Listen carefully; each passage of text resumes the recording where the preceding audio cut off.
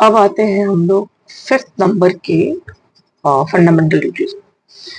ये ड्यूटी कहता है कि हमको कॉमन ब्रदरहुड को मेंटेन करके रखना है।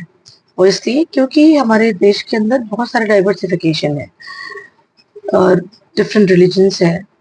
रिलीजन्स के अंदर डिफरेंट कास्ट और सब कास्ट है। बहुत सारी भाषाएं बोली जाती हैं, बहुत सारे व्यवहार बदल जाते हैं राज्यों में, खान पान आचार विचार बदल जाता है। तो इतने डाइवर्सिफिकेशन के साथ अगर हम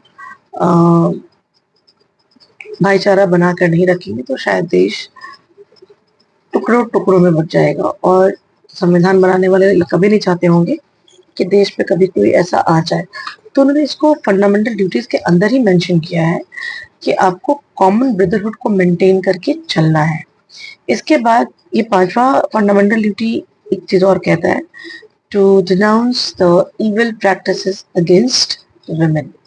अब इविल प्रैक्टिस क्या है? हम जैसे इविल प्रैक्टिस की बात आती है तो हम कहते हैं डाउरी सिस्टम, हम कहते हैं सती प्रथा, हम कहते हैं चाइल्ड मैरिज। इसके अलावा भी बहुत सारी चीजें हैं जो औरतों के अगेंस्ट है। औरतें पढ़ लिख रही हैं लेकिन आज भी समाज में उनको बराबरी का हिस्सा नहीं दिया गया है।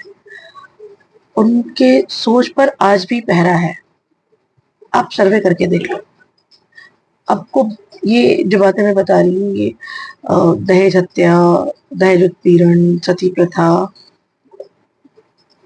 अदर इविल प्रैक्टिसेस, लड़कियों औरतों के साथ भ्रूण हत्या, इन सब के अलावा भी औरतों के साथ जो ये दोयम दर्जे का व्यवहार होता है, इसको भी रोकने की बात फंडामेंटल ड्यूटीज में कही गई है।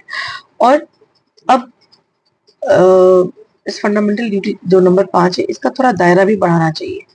हम इविल प्रैक्टिसेस कौन से इविल प्रैक्टिसेस को डिनाउंस करने की बात कर रहे हैं। बहुत जरूरी है कि औरतों के साथ जो आचार विचार व्यवहार चल रहा है उसके ऊपर फिर से एक बैठक की जरूरत है। तो खैर, हमारा 5वां फंडामेंटल ड्यूटी यही है कि हमको कॉमन ब्रदरहुड बचा के चलना है और औरतों की डिग्निटी को बचा के चलना है। मैं ऐड ऑन करूंगी, इंसानों की डिग्निटी को बचा के चलना है।